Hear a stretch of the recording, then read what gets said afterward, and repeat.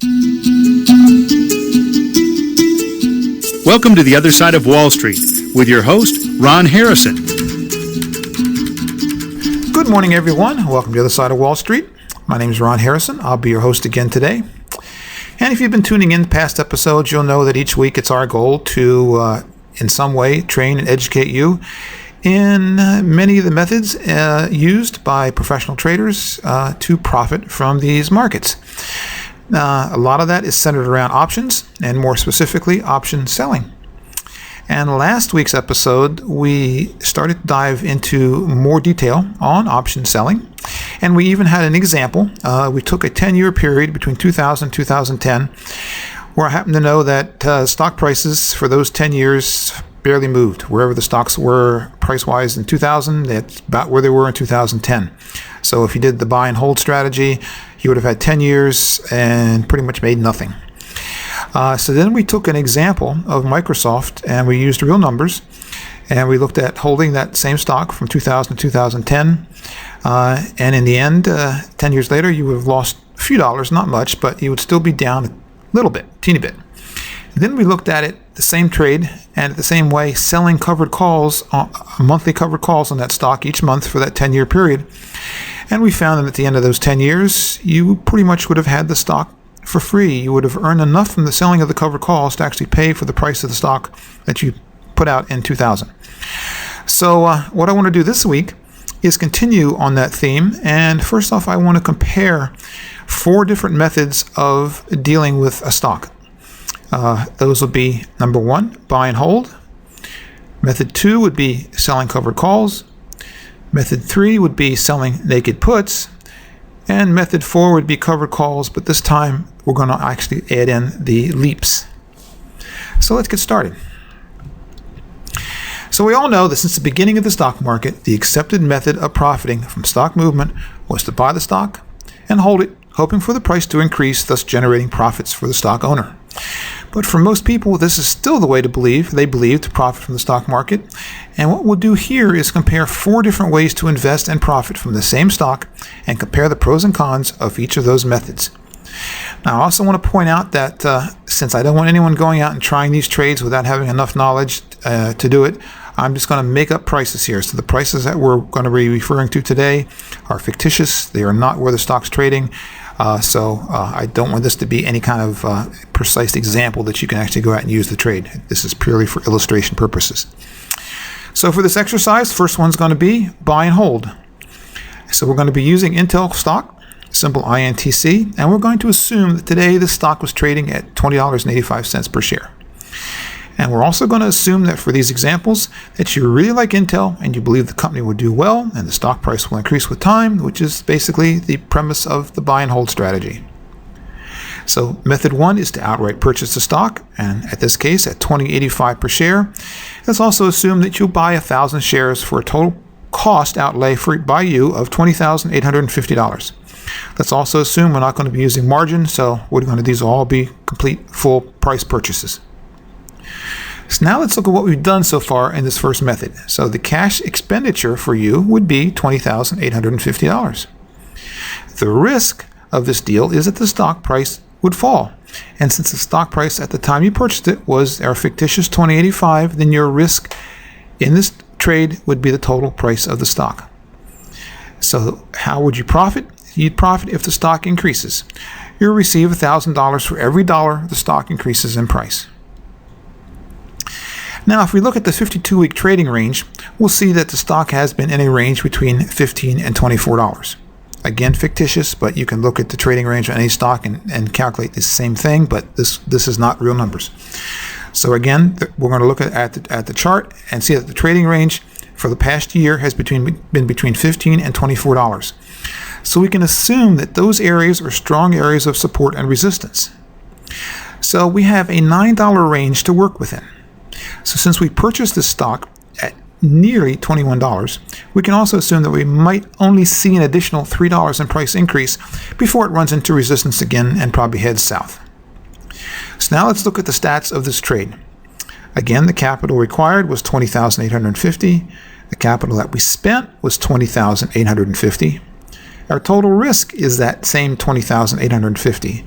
So the potential near-term profit is $3,000, again, because we looked at support and resistance and saw what the possible increase before we hit resistance would be.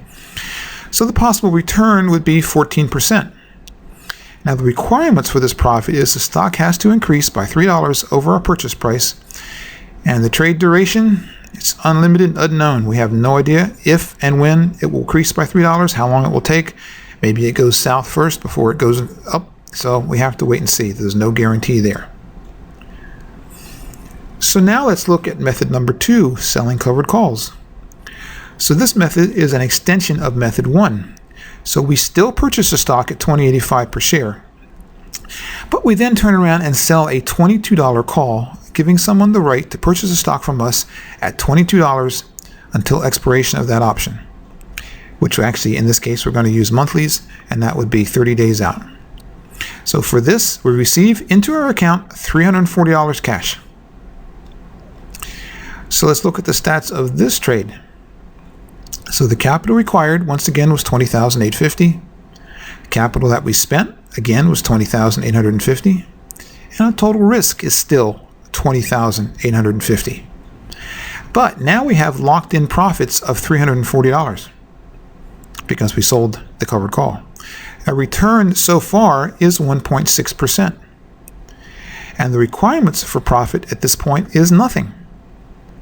So the trade duration is 30 days. So now if the stock stays flat, stays where it's at the $20.85, if it moves down in price, and if it moves up in price, it doesn't matter. At this point, we've still collected our $340, and the return of 1.6 is done deal. So it's a matter of a waiting game now to see if the option expires worthless. So now let's look at some of the other stats of this trade if the option gets exercised. So capital required is $20,850 again. Capital we expended was $20,850, and the total risk is still $20,850. But the potential profit now is $1,490, because remember, we sold the call above where the stock is trading. So now our potential return is 7%. And the requirements for that to happen is the stock price has to close at or above $22 on the day of expiration, the third Friday. And the duration of that trade is still $30. So what we have is we have a trade that we put on that we have a guaranteed locked-in profit of $340 or 1.6% return if nothing happens. But if the stock does move up, then we have a potential profit of $1,490 or a potential return of 7%. So, and all that has to happen for that is the stock to move above 22. And remember, when we looked at our chart, we saw that at that point that we were trading between a range of $15 and $24. So we're not even looking for it to go to the top of the range. We're just looking for it to go up a couple bucks, a little over $1, actually $1.15. So that's method number 2. So now let's look at method number 3, selling a naked put. So now in this method, everything remains the same as in method 1 and 2 as far as the stock price and as far as our feelings about the company. But let's look at one of the very important differences. In this method, instead of purchasing the stock, which requires a large expenditure of cash, we will instead sell a put on Intel, agreeing to purchase a stock price at $19. Not $20.85, but at $19. And this obligation will last until the third Friday of the month or 30 days out. Again, remember, in method 1 and 2, we did buy the stock at $20.85. Here, all we're doing is agreeing to buy it at $19. So this means that we've agreed to buy stock that we bought in method 1 for almost $21 for a discounted price of $19. And for this, we spent nothing, and instead we've received $680 into our account. That's the premium that we were paid for selling the put. So let's look at the stats of this trade. The capital required is $19,000, because remember, now we're talking about a $19 strike price. Capital expended was 0. Big difference. The total risk, any amount the stock decreases below the strike price, which is $19, which we would have had the same risk if we owned the stock. Our profit was $680, received at the time you placed the trade, and our locked-in return is 3.6%. So the requirements for profit is the stock has to close above $19 on the third Friday of the month, or 30 days out. And again, the trade duration would be $30. It's not bad. Built-in profit, guaranteed return of 3.6%. So now let's look at method number 4, writing covered calls against the leap. So in this method, we still believe in the stock as we did in the first 3 methods. All that has remained the same. Now this method is much like method number 1, except for one major change. In method 1, we bought the stock at $20.85, requiring you to expend $20,850.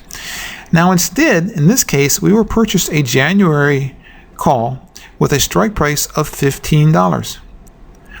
And this, if you remember, is the low the stock hit during the past 52-week trading range. And this will cost us $7 per share, or a total of $7,000. And this will give us control of 1,000 shares of Intel stock for $15 per share for the next so many months, next 2 months, let's say. So what we have just done is spend $7 per share to control a $21 stock for the next 2 months. Now you also could decide to buy a leap that is 6 months out, 1 year out, maybe even 2 years out. So you can go out as far as you want in time. We're just using this as an example, so you get the idea. So next we will sell a call and take in $220. We'll sell a $23 call, and take in $220 into our account. So we've now agreed to sell someone 1,000 shares of Intel at $23 a share. But remember, we can still purchase those shares of Intel for $15 because we own the leap. So let's look at the stats of that trade. So now the capital required is $7,000, much less. Capital expended is the same, $7,000. Total risk, price of the call option, $7 per share, times 1,000 because we did 1,000 shares or 10 contracts. Locked in profit is $220, received at the time you place the trade. Return for this one is 3.1%. Requirements for profit are none. We've already taken the money in. 3.1 is locked in. Trade duration is 1 month. But wait, there's still a much larger profit potential. Let's look at what will happen if the stock closes above $23 strike price of the call we sold. So again, same cash requirements, $7,000. But now profit for selling the $23 call is brought in $220. The income from selling all 1,000 shares at 23, if our call does get hit and we get exercised, that's another $8,000. So now our total profit for this trade is $1,220, which is the $8,000 that we collected if the stock closes above 23, plus the $220 we received for selling the call, minus the $7,000 that we paid to purchase the leap. So all in all, that comes out to $1,220 profit, or a 17.5% return. And the requirements for this profit is the stock has to close at or above $23 on the day of expiration of the option, the call that we sold, and the trade duration is once again 1 month. So now let's compare returns. So method 1 was a possible 0 to 14%. That's the one where we buy and hold, where we just own the stock, versus $20,850 in risk. Method 2 was 1.6% return locked in, and with a possible 7% return versus the $20,850 risk. Method 3, which was the naked put, was a locked in 3.6% return versus the price to buy back the option if the stock moved against us. And then method 4 was a 3.1% locked in, or a 17.5% return if the stock closes above the strike price of the cover call and it gets exercised. And also in method 4, and actually in these other ones, we're not taking into account that it's highly possible that we get to expiration date, the option expires worthless, and we once again sell another covered call, or we sell another naked put, or we sell another call against our leap. And as we each month, as we keep doing that, or if we're doing weeklies each week, however, whichever time frame we're dealing in, those additional premiums keep lowering our cost basis and increasing our percentage return. So what we're looking at here is a one-up round trip, where we buy something and we sell something all within the first month. It's not taking into account additional months premium that we could collect as this trade goes on in time. So we're about to break at this point of this now, and so let's take our break and come back and we'll continue.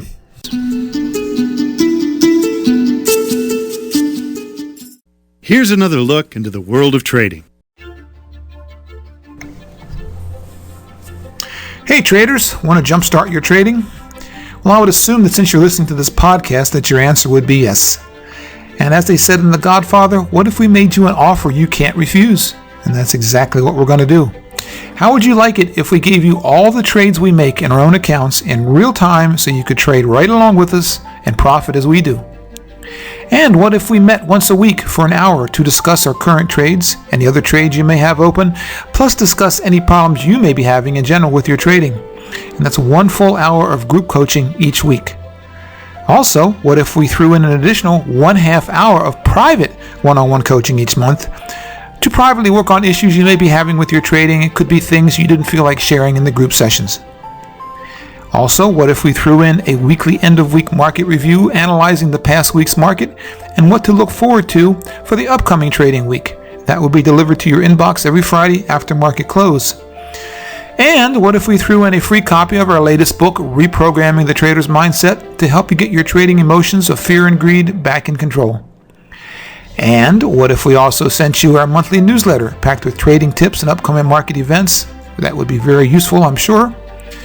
And to cap it all off, what if we gave you a 30% discount on all of our live 3-day trading seminars? So altogether, this adds up to $1,269 in monthly value, plus another $1,680 in course discounts to use whenever you like. And if you think all this sounds good, then you must realize that this is a very powerful addition to your trading business. And as with any business, in the beginning, you will need a mentor or support team to help your business grow and to keep you on track to achieve your maximum trading potential. So the small cost to this extensive package is only $49 per month. And of course you can cancel at any time, but since you will be making far more than the cost of the program by just copying our trades, we doubt you're going to want to cancel. So don't wait any longer. Sign up today. Go to tradersacademy.org. Again, that's www.tradersacademy.org. And do it soon because memberships are limited. And it's our promise to you that if you copy all of our trades and you don't make at least double the first month what you paid, we'll gladly refund your subscription payment. So join us, and together, let's make some money.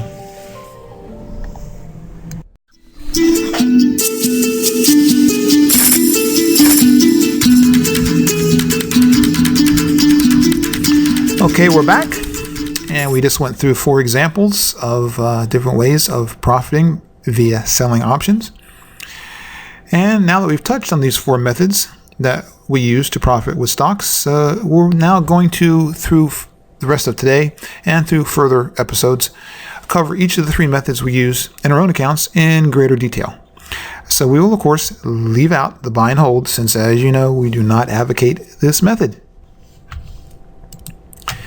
So now we want to move on to a singular topic, which is our main strategy, which is selling naked puts. In other words, getting paid to buy stocks.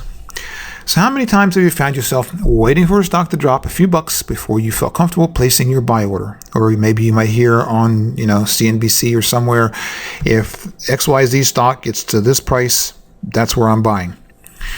Or how many times have you placed a limit order to try to buy a stock to get a lower price, only to have it never get filled because the stock never dropped to your desired price? It's happened to me many times. So what if someone offered you cash up front for the opportunity to buy that stock at the lower price that you've been hoping but never got? So would you take that? Well, I do every month, and in this session, we're going to show you how you can too, and it's pretty easy. This strategy, as with strategy number 1, falls into the income producing category. Now, this strategy is an incredible way to earn passive income on a monthly basis while you sit on the sidelines and watch.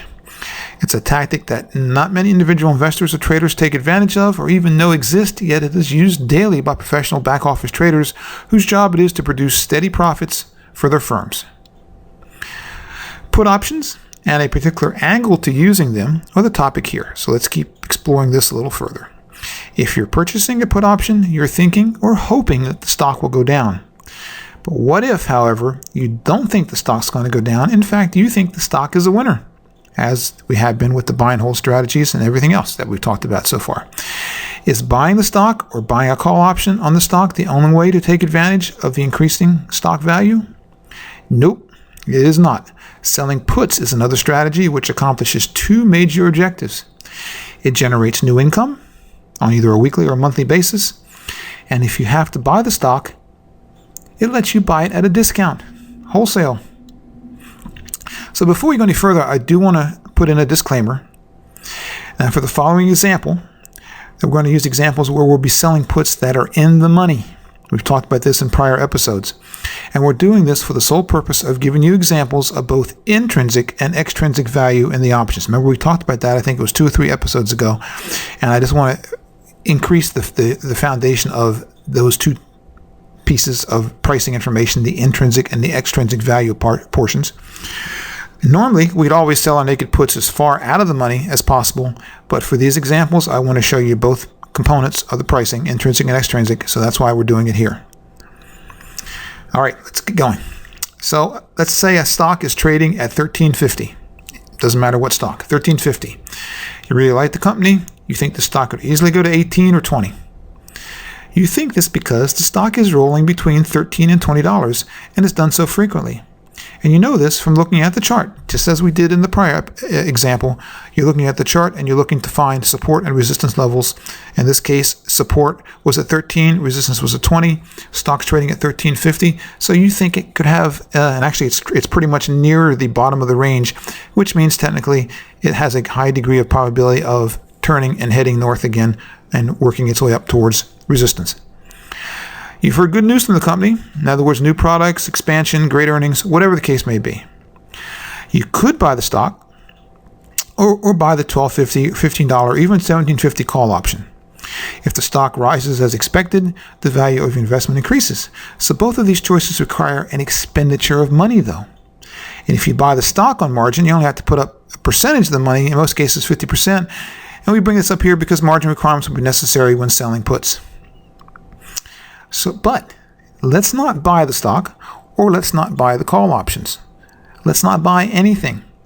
Let's instead sell a $15 put or even a $12.50 put if we think the stock may go down further. Remember, our support level was at 13. What does this mean? Let's use a $15 put example first. If you sell a $15 put, you're literally committing yourself to buy the stock at $15. You no longer have just the right, as in when you buy an option. Now you have the obligation. Remember, we talked about these in previous episodes also, to perform. So if the stock gets put to you, if the stock goes down, it will get put to you. By writing or selling this put, you've given someone the right to sell you the stock at $15. Now, they don't know who you are, and all they've done is purchase that put option, giving them the right, not the obligation. You have the obligation. They have the right to sell the stock to someone at $15. When would they do this? When the stock is below $15. Never when it's above. Well, what did you get for selling this put? And when will you receive your funds in your account? The premium you receive is determined by how far the strike price is in the money or out of the money, or how long until it expires. So if at the time when you sell the put option, the stock is at $13.50, you know you will get at least $1.50 for the $15 put, because that's how much this option is in the money. So let's say you sell 10 contracts. That will generate $1,500. However, that is all intrinsic value. And then, depending on the time to expiration, there would be something added to this, and that's the time value. And that could be perhaps another 50 cents per share. So that could be $2 or $2,000 total. So those funds will be credited to your account on the next trading day, and you're now obligated to purchase 1,000 shares of this stock at $15. And we'll discuss movement and what would happen to accomplish this. But to do so, we need to see the relationship between the stock and the put option prices. So now we have the obligation to buy the stock at $15. We have made $2,000 cash, and it's in our account. So we now play the waiting game. The big question is, Are we willing to buy the stock at $15, or do we want to buy the stock at all? And if the answer is no, then you should not have even done this to begin with. Remember, we're only doing this, as with buy and hold, on stocks you want to own anyway. Simply put, you'd better like this company and like it at that price, or you should not have done this trade. Remember, this is only a variation of the old buy and hold strategy. You need to pick a basket of stocks you like and work this put-selling strategy with these stocks. You want to be sure that if you end up getting any of these stocks put to you, you will not lose sleep worrying about the fact that you now own them. Because in the other scenario, you would have bought them anyway, and you would have paid more money. Same price, but without the discount of collecting option premium first. Okay, now you have $2,000 cash in your account. Now what do you want to happen? If you don't really want to buy the stock, then you hope the stock goes up. If the stock moves above 15, the stock won't get put to you and you keep the money, $2,000. Remember, that was a deciding factor. You thought the stock was going to go up anyway, same as with buy and holding. If the stock doesn't perform this way, then you will now own the stock. It will be in your account the next Monday after the third Friday, or actually after whatever the expiration date is. Before we explore briefly what you can do with the stock, let's look at what's just happened. In essence, you're buying wholesale. You just purchased a stock for $13. I know we said we just bought it at $15, but in reality you purchased it for $13.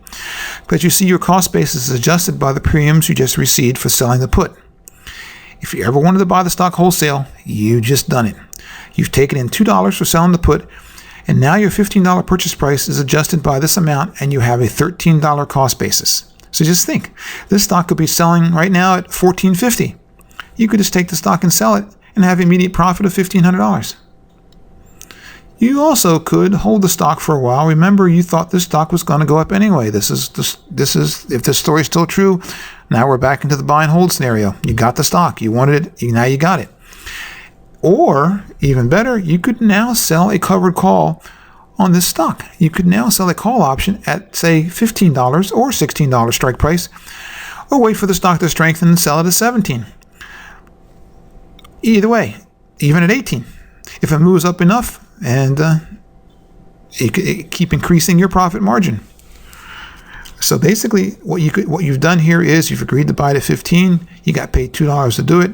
It got put to you. Your cost basis was now $13, and now you're agreeing to sell it to somebody else, taking in money again at a $15 or $16 or $17 strike price, according to how far out you want to go.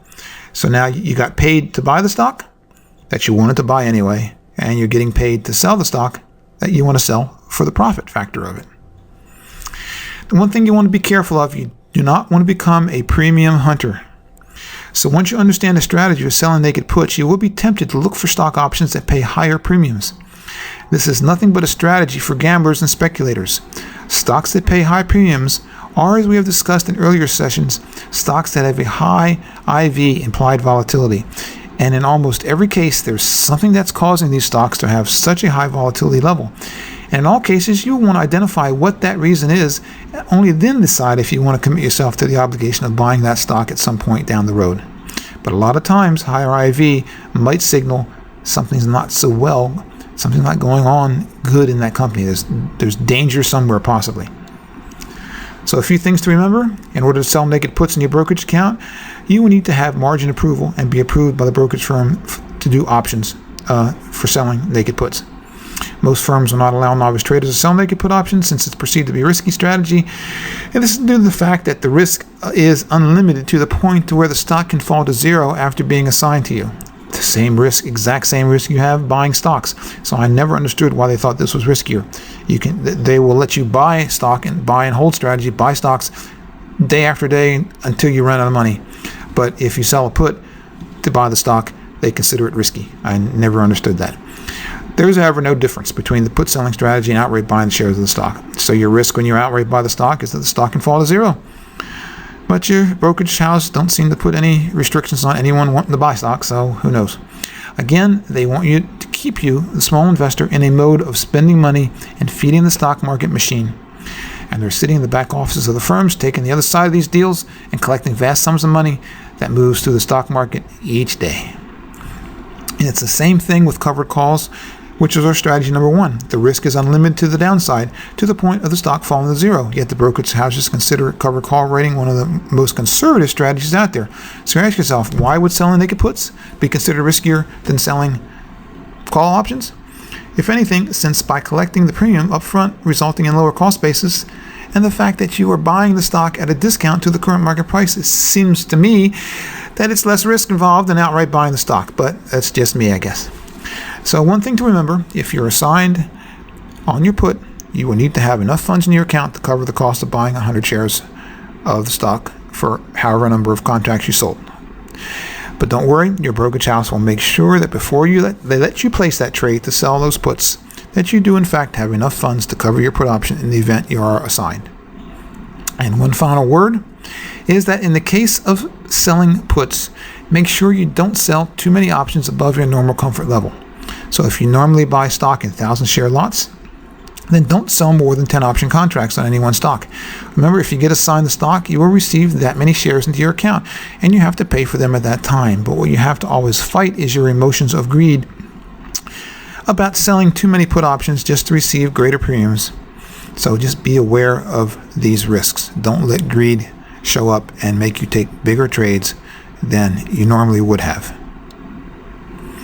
So that's it for this method. Hope this opened your eyes a bit and enlightened you in some way. Again, the whole idea is, instead of buying stock, as in the buy and hold method, paying retail, sitting on the stock, crossing your fingers, hoping it goes up, there are other ways that you can collect money up front. You can have people pay you to buy the stock. You can have people to pay you to sell the stock. And you can also end up buying the stock at a discount, which is something everybody would rather do anyway.